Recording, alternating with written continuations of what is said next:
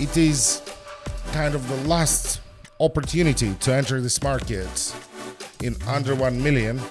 And I think by the end of 25, if you have under $1 million, I would be advising you against even looking at Dubai.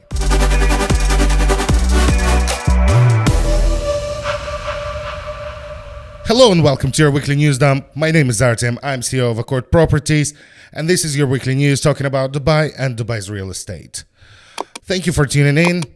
Please like this video, subscribe to us, and let's get into the news.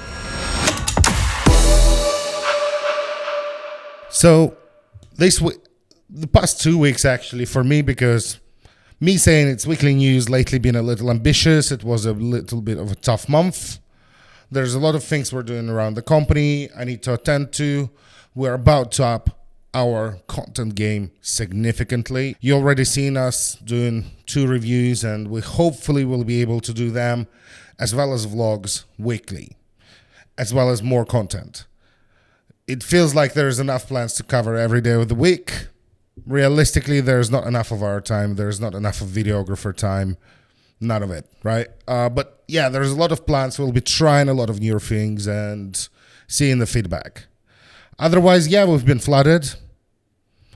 And the first time in my life, speaking on this camera and speaking in this news, I'm actually happy to own Ram 1500 because adjustable suspension, a very tall vehicle, is very good at getting you across flooded areas. Because it's, well, simply tall and relatively heavy as well, which helped me around when it was a storm. I was driving through the heaviest of the storm when it hit Dubai. And quite frankly, you know, it wasn't too bad. Wind bashed me about and moved my truck around a little. But I took it easy. It was fairly safe feeling. Well, at least compared to driving a small minivan or a sedan car, which a lot of them got flooded. So a little word of warning, if you're buying a lightly used lady expat driven car in Dubai, just make sure it haven't been flooded. You know, it's the normal practice to restore the cars, which should never be on the road here. And a lot of dodgy guys on the secondary market, especially around Ras Al Khor area. You know, exactly the problem. Otherwise, let me talk about the flood itself. And I spent most of this week stuck in traffic because, of course, the road network took a huge hit. A lot of places were unavailable and inaccessible, huge traffic jams, huge detours. My personal record, it took me more than 3 hours to get into the office in the morning. Usually, for comparison, it takes me about 30 to 40 minutes.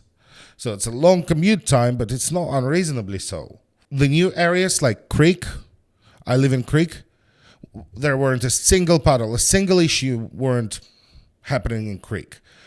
Well, the storm took out a couple windows here and there, things from the balcony flew off, you know, the normal storm damage. But no flooding, no infrastructure damage. So Creek is functioning perfectly. And that just goes to show you that the newer areas in Dubai, the areas built by Amar, who are one of the best at, you know, essentially city building, essentially community design and infrastructure design, are suffering the least. Downtown suffered quite a bit just in the mall. A mall got flooded a little, but still to a reasonable extent. If you compare it to much older Emirates Mall, there's virtually no damage. If you look at the roads in downtown Dubai, just like Creek, built by Amar, and once again, no real flooding, no real buildings damage, and Amar has vouched to fix everything broken from the storm anyway. So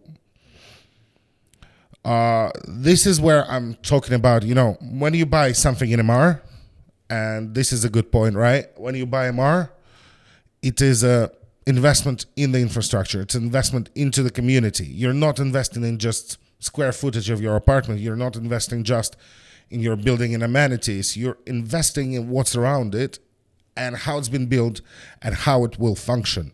This is a very important point a lot of people miss.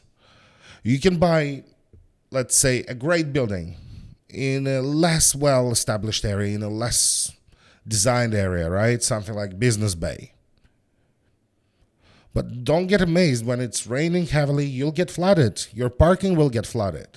Your car will get damaged. You'll be finding it hard to get around the area, be it walking or driving. You'll have issues with electricity, with water supply. It is a part of it. So when I'm talking investing in a MAR is safe, this is what I'm talking about. They're building and properly designing communities which have longevity, which have certain amount of reliability and failure proofness built into them, where if you invest into, let's say, a building in JVC as well, right?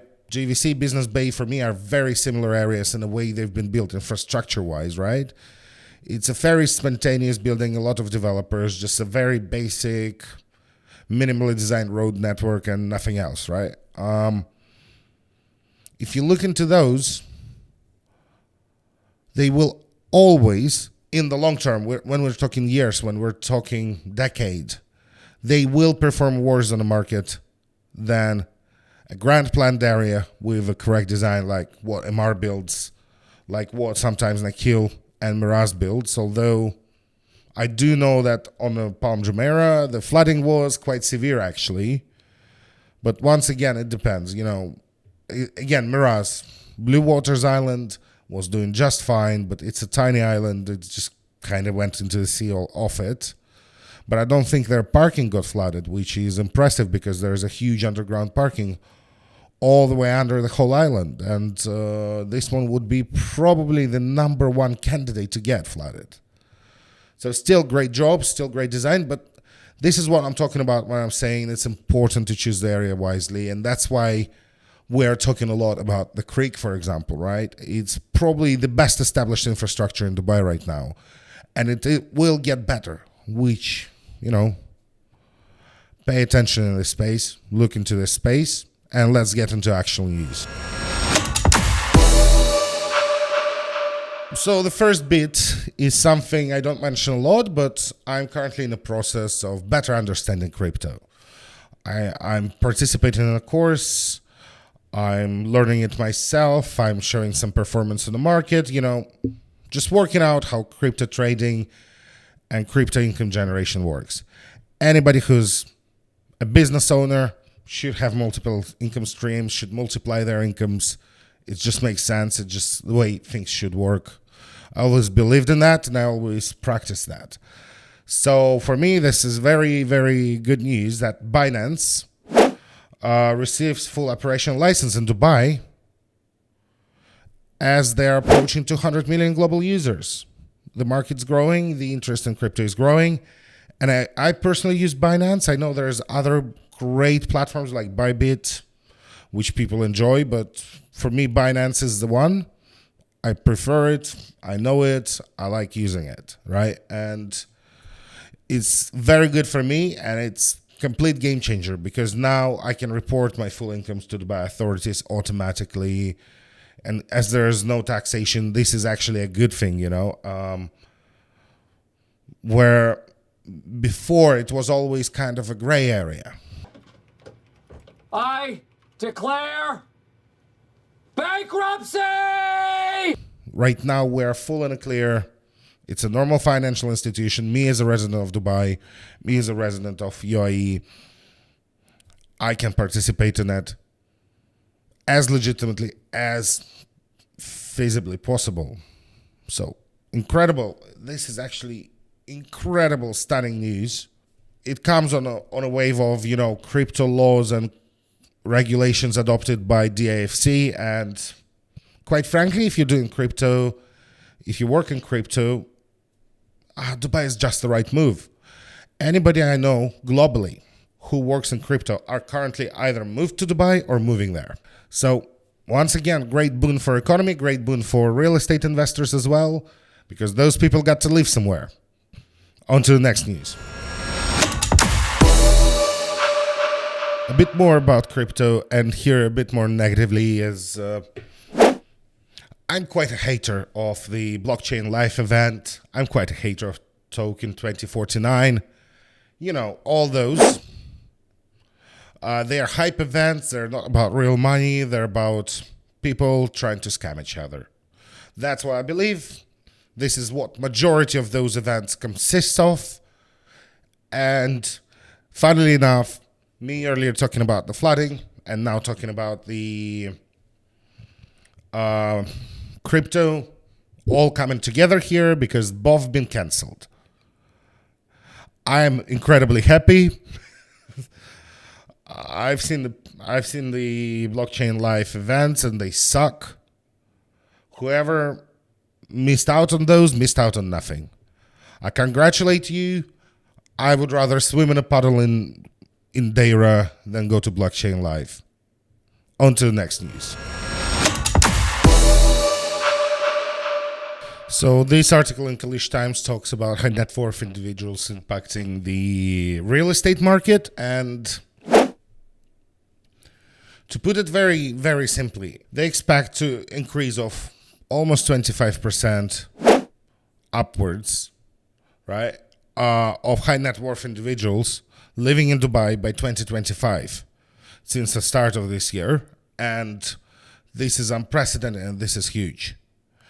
What that means is luxury properties, high-end properties, villas, private land, all of those will go up in value.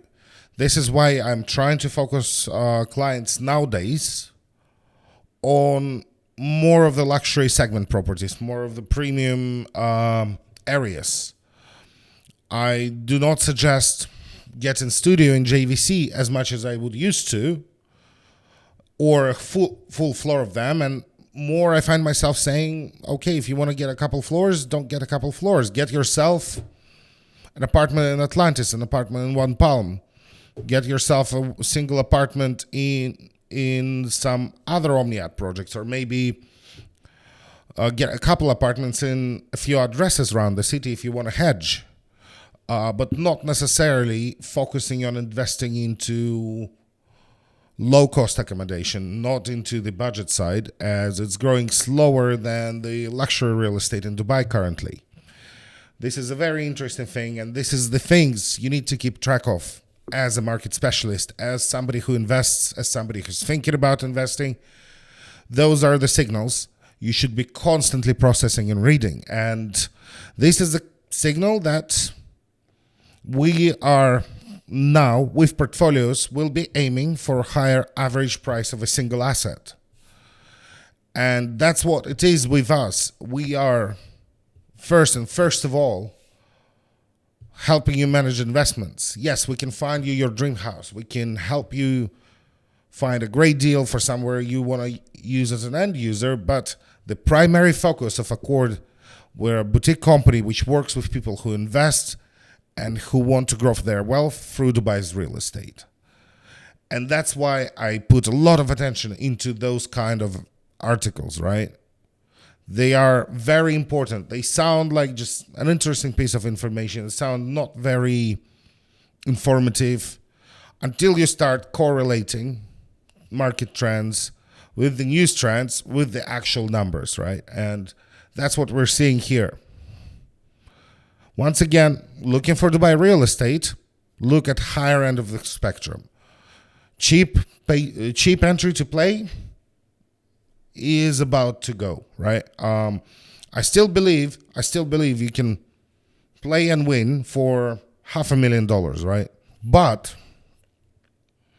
I think like any other global city with big population, with big economy, with large tourism turnabout, like let's say London or New York or Singapore, I'm pretty sure soon we will see the shift with don't even talk to us until you have $2 million. That will be normal global market level, which Dubai didn't hit yet, but very clearly it will. And very clearly it is kind of the last opportunity to enter this market in under 1 million. And I think by the end of 25, if you have under $1 million, I would be advising you against even looking at Dubai. But we will have more options. So honestly, if you want to enter specifically Dubai, you better hurry up. If you want to enter something profitable in general, call me whenever you're ready. Until next news.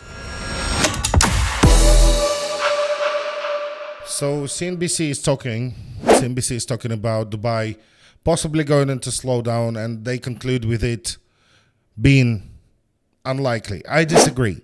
I believe Dubai is already, compared to what it was, I mean, it depends how you define slowdown, how you look into it. For me, compared to 22, 23, the growth rates of real estate this year are not the same, right? It's much slower growth, but it is a very sustained growth, because we can see now that real estate growth is closely started following very really substantiated growth in rental prices.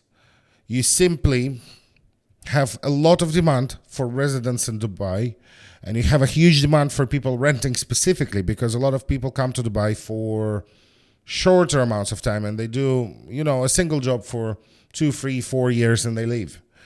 And a lot of people understand that, and that's why they don't necessarily buy things and they prefer to rent.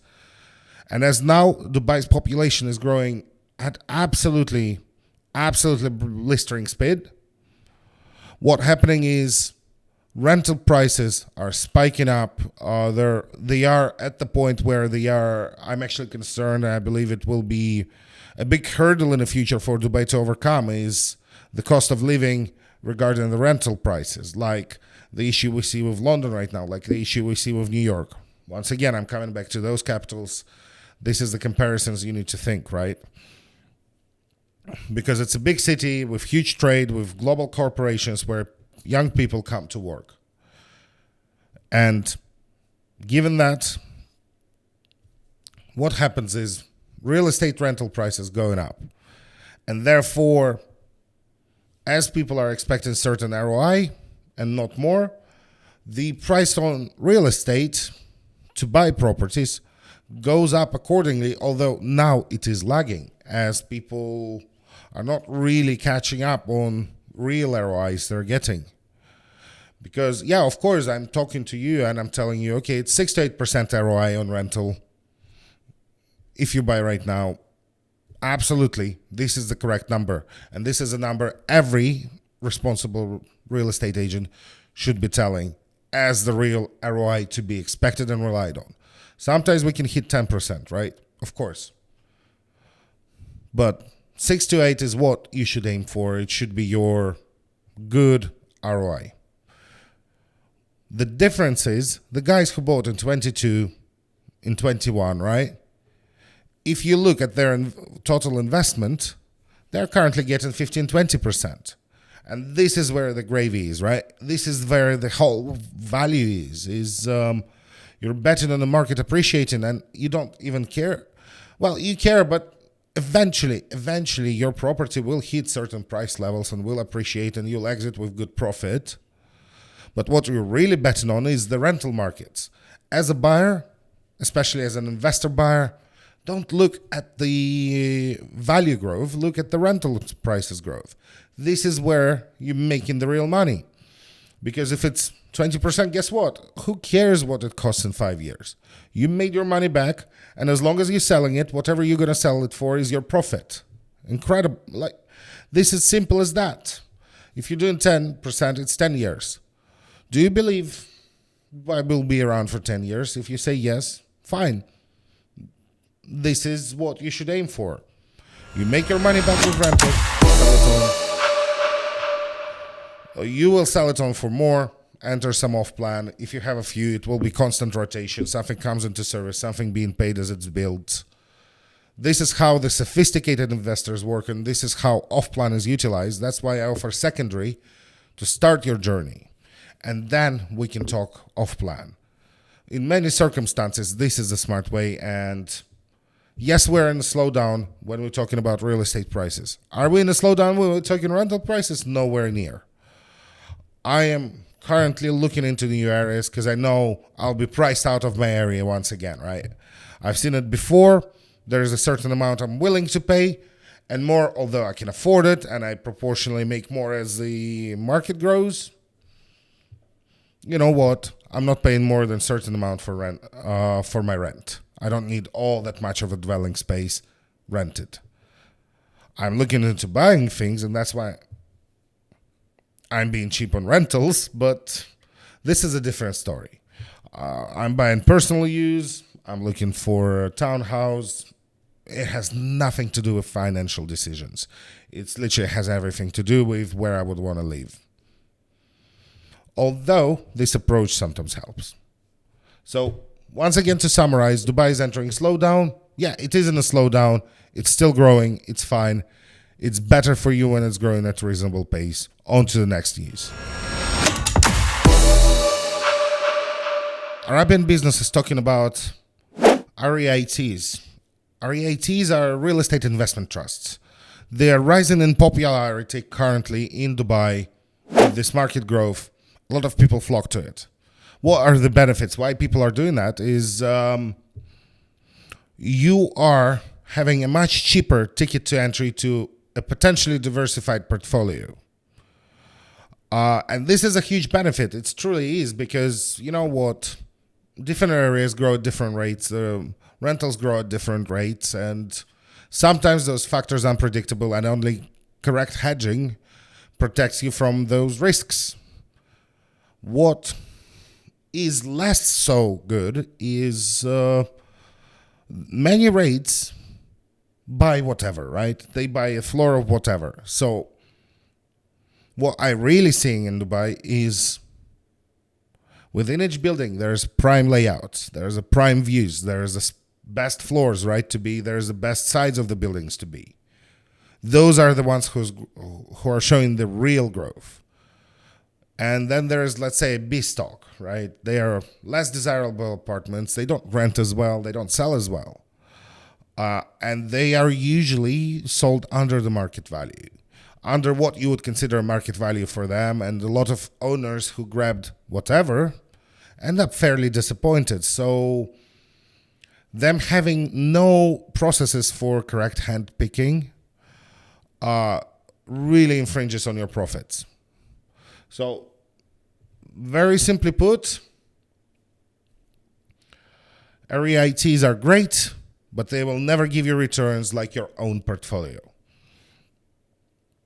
At low value, you can enter to someone you can trust. I will not recommend any because I don't know their internal financials. I haven't examined any of REITs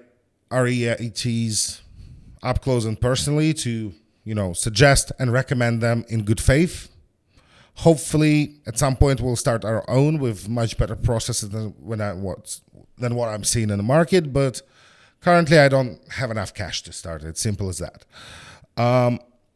Obviously, we will do things better, and then I'll recommend us. Okay, but for now, yeah, I would say if you only have money for one apartment, just choose the right one. This is the best way. Investment trusts are a little bit risky. They're less transparent. They're less open about their actions. It's a complicated matter where people who are not well versed in such things shouldn't really invest, right? And I'm saying buyer beware here. I'm sure there's some which are bringing great profits to their investors. And if you know them, I would love to hear that in the comments. Please recommend something, talk about it. We'll maybe have a look a bit about it next week. I'm happy to have a look and see what's going on in this space a bit more close up. But it's an interesting development. It's interesting how they are doing all those financial products out of real estate in Dubai, because this is what it is. It is a financial tool first and mostly, right? But it is always worrying of them being fairly fresh to the market and not really knowing how they behave in certain circumstances. But either way, whoever invests in them, I hope they make great profit. And on to the next news. And finally, let's talk conspiracy theories. Dan, I know you love that one, right? The conspiracy theory of the week is that cloud seeding caused the Dubai storms. This is absolutely incredibly, unbelievably absurd idea. If you know anything about cloud seeding, if we could cloud seed a storm, people would use it as a weapon all the time. What? Bro, what are you talking about, man? Do you think in any of the war zones we have currently, if we had ability to cause storms, the storms would ever stop? No, of course no. There will always be things like that.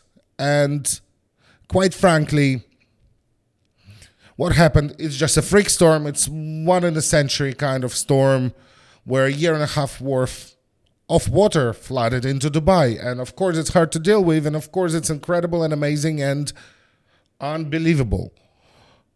My problem with that is people are trying to say, oh, I heard about cloud seeding. That's a cloud seeding. No. If you've seen any of the cloud seeding rains in Dubai, they're nothing like that. They're nothing like that. If UAE discovered the ways to make storms, they would give up on oil. It will be way more profitable to just cause storms on demand to people, right? Of course, it's an absurd notion. If somebody tells you, oh, it's a cloud seeding outcome, you can clearly call those people insane. Okay. And on this light-hearted and really kind of, not a serious note, and it's always kind of entertaining to talk about those out there theories. I think we're done with the news for this week, and thank you for tuning in. Once again, please subscribe to us to see more of our content and press the bell icon so you get notified when we release new stuff.